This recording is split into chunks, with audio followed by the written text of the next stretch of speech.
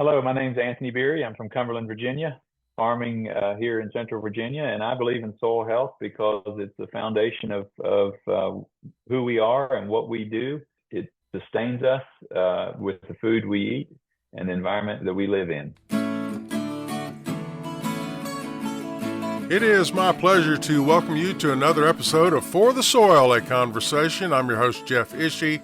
Eric Benfelt with Virginia Cooperative Extension and Mary Sketch Bryant with the Virginia Soil Health Coalition will be joining me in just a moment with the podcast. We have a returning guest today, a very exciting topic. But first, I wanted to remind everyone about the four core principles of soil health. Sometimes we get caught up in we literally get down into the weeds. We forget the four core principles. Number one, keep soil covered. Number two, minimize soil disturbance. Number three, maximize living roots. And number four, energize with diversity.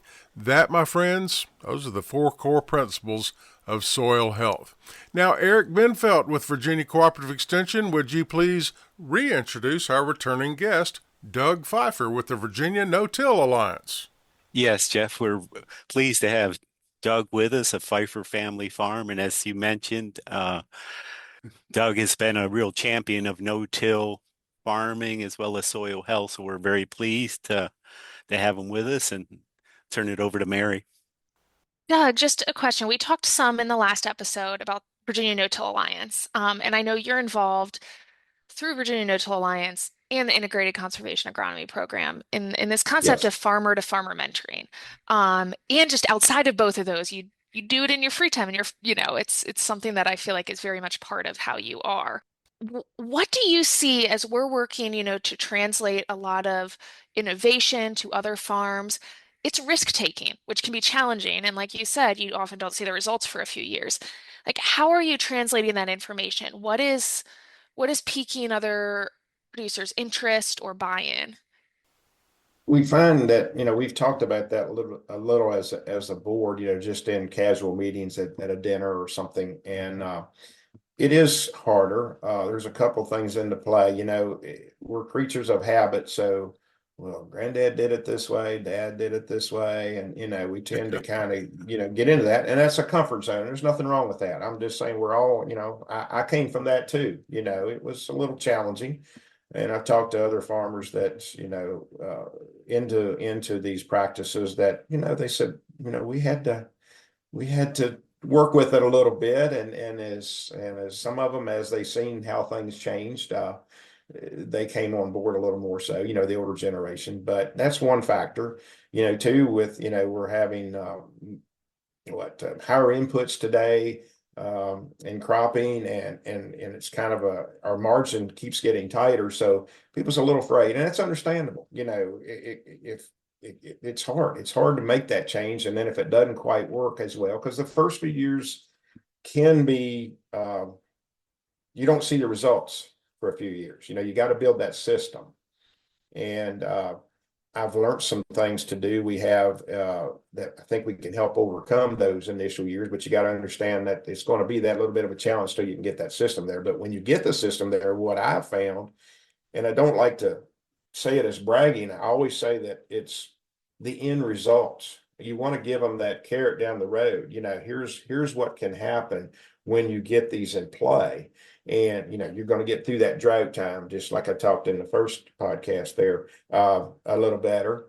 You're going to have less inputs as you build that soil health, because it's going to kind of, when everything works, it feeds you back a lot with no inputs sometimes. It's there. You just learn how to manage it naturally, working with nature.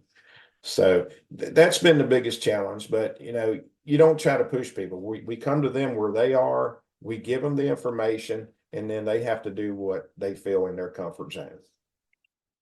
Doug, in the first podcast, we touched briefly on the topic of integrating livestock and poultry with row crops and cash crops. And by the way, listeners, if you missed that episode, you can just go to our website at forthesoil.org. That's the digit for thesoil.org, or any of your standard podcast platforms and search, you'll find that episode, which was part one. But Doug, we briefly touched on the integration of poultry and livestock with row crops as it regards to soil health. I know that you raise turkeys on a commercial scale, and you did say that you use the litter on the crop ground. I would think that's got to be beneficial to the soil, adding organic matter and nitrogen. Tell me about why you use the litter on the field and how it benefits soil health. Yes, I do. I use litter. Of course, I am under a nutrient management plan. I follow that very strictly. As a matter of fact, there's been a couple times as I've built my soil health that I have not used litter a couple times that it was allowed.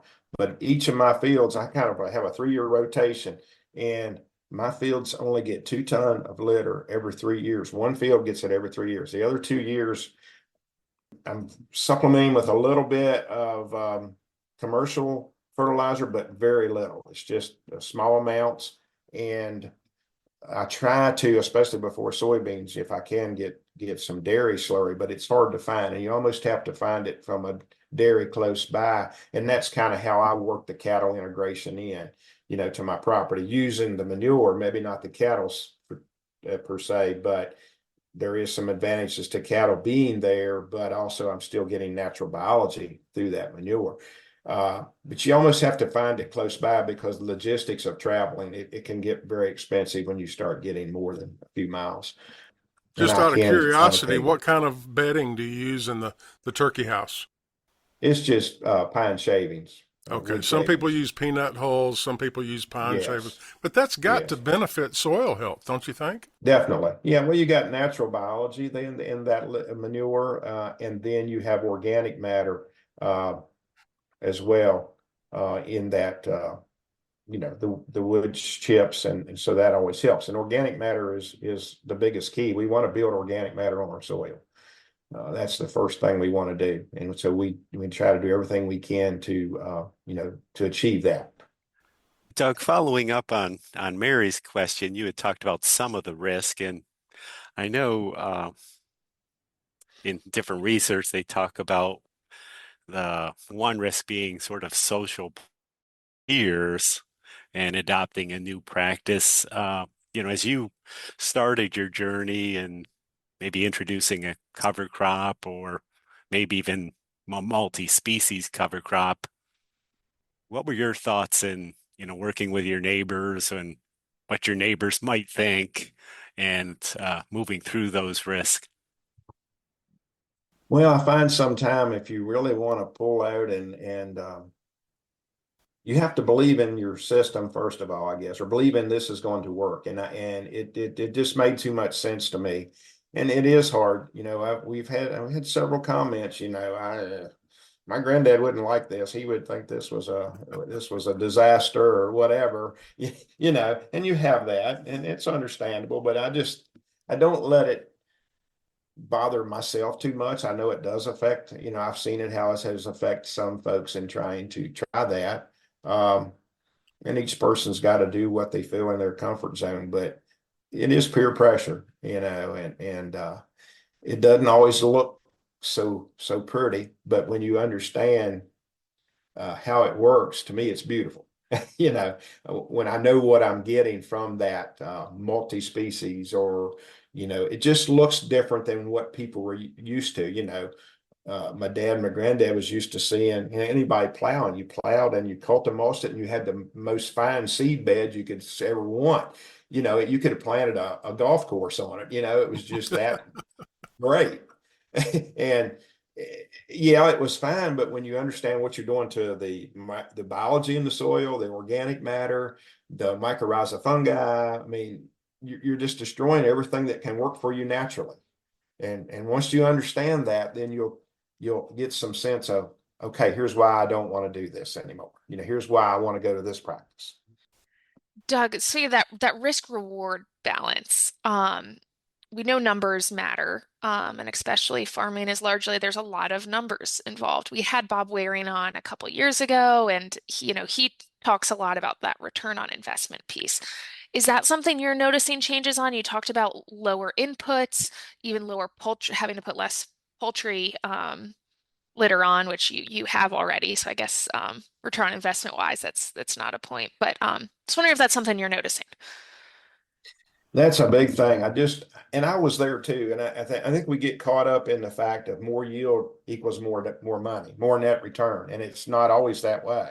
Um, the thing I've found is my inputs, I've always been fairly, I'll say lower than average. Uh, but it's definitely went even lower. You know, I'm seeing my inputs drop, and I've also seen increase in my end results. You know, you can have dry years that's going to throw things off or whatever, but on average, I'm actually seeing better returns, better yields. Um, I'm not worried about being the top yield. Yeah, it's nice to go in a group and say, yeah, I yielded, whatever. But I wish there was a scale of ROI. What was my Yeah. net at the end? Ain't That's that the what I'm truth? concerned about. That's That's the right. truth. Yeah, That's the bottom line, it literally. is the bottom line. At the end of the day, that's what pays the bills, and that's where we need to be. And I've been so excited. I mean, I think from some recent figures that I had heard, and I know it varies differently, but I'm getting close to a third of some of the top end inputs that I hear.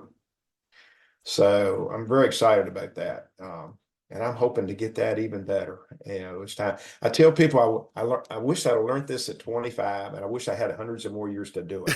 I just want to see where it gets to, where I could get to, and it's going to get better as time goes on. And I'm already so pleased at what I see. Once I again, we're think talking with Doug Fifer. He is a farmer in Augusta County in the community of Mount Solon. He is also president of the Virginia No-Till Alliance. And Doug, we mentioned in the first episode cover crops. We've got about 3 or 4 minutes remaining in this episode, but briefly go over your cover crop program. What's your favorites? Do you rotate them? Just give us an idea of what you do with cover crops. I just kind of changed from some things that I felt I wasn't getting advantage. We tried the drone for 2 years. Of course, it was the first, 2024 and 23, was kind of dry, and the drone did not work as well as I'd hoped. It's nothing like a drill putting it right into soil, but a lot of times you're later getting that in. So I've learned to go to cereal rye, which will germinate down to 34 degrees, and then the vetch is the most winter hardy. So I've started to drill in right behind my combine. I have an S drill, and we go right straight in. It's actually a video of that on our Vantage Facebook website. So, and you can follow us on there. We'll put pictures on different ones of us on the board or anywhere that we find somebody following this practice and we think it looks good. So it's on there. It went through those corn stalks one pass, put it in my cover crop, and it's looking better than I've had in years. That's kind of what I'm doing after corn. Um, well, I did one this year, rye and vetch, but then I'm going to integrate this year just cereal rye where I'm going to plant soybeans. I'm going to roll that rye down and plant soybeans in it. The one big thing that I changed this year was I had been planting barley and double cropping soybean behind it. And so I went back to wheat. I had planted some wheat before and tried soybeans behind it, but on here in the valley, it's pushy on the time to get soybeans to be successful every year, more so. So what I've tried this year is I went to a 11 species cover crop mix, Wow. and I'm very excited about that. So I did that 11 right, species? 11 species cover crop mix. Wow. So we're going to follow that with corn this spring. And actually, I have a side by side, and hopefully we can have a field day that I have a side by side with rye and vetch, and then with this 12 species, it's going to be the same corn planted the same day. So I'm going to see that difference and see if we get that, from what you can read on average, I've seen some reports of 20 bushel more with this 11 species. Well, it's a 10 species, but I added one more. And next year I'm thinking about adding two more to it. So might be a 12 or 13. Innovation. That's what it's all about. Innovation. Exactly. I try to have as many different of the plant groups as I can. a grass, a legume, a brassica, and I try to have as many different groups as I can. So it's just more progression as I go. That's just my next level. I call it my next level of I'm climbing that ladder. I'll never get to the top, but I'm gonna keep climbing that ladder in this program. That's the way I'll describe it. So, Doug, as a farmer mentor and even talking with your neighbors, like what would be the first maybe piece of advice or guidance that you would provide in starting this journey? the biggest thing I try to tell people, of course, at first I give them that, I want to have I don't want them to have unreal expectations. This takes time. It's a mindset. And I'll say something is better than nothing. Try something. And also I'll say, if you're really uncomfortable with it, try a problem field or one area of your property, whatever, rented ground or one field or something. Just try wholeheartedly one aspect of your operation. And I said, when you see what I see and what I've seen with it, if you follow it through in 5 to 10 years, you'll wish you'd have started it all at the same time. It's the only thing. And I'm not trying to be negative to them and make them push to do the whole farm. I just tell them that's how much I believe in it. But I'm not saying that you do that, but you will see some significant improvements, results. Well, Doug, thank you for taking the time to join us, join the conversation, if you will.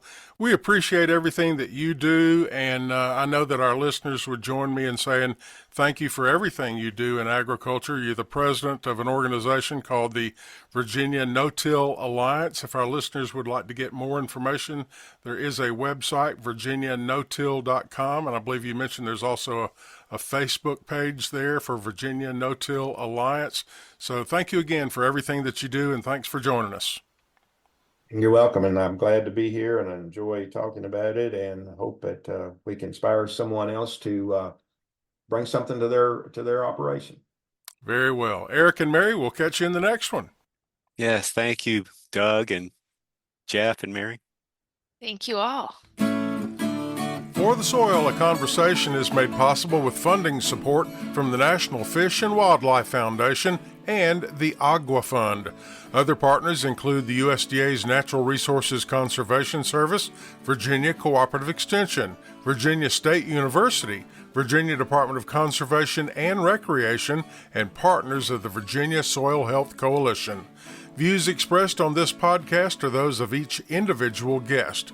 To download a copy of this or any other episode, visit the website forthesoil.org. If you have a specific question about soil health, call your local extension office, your local USDA service center, or a Soil and Water Conservation District office.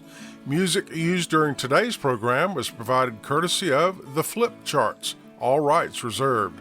For the Soil, conversation is produced by On the Farm Radio in collaboration with Virginia Tech. I'm your host, Jeff Ishii.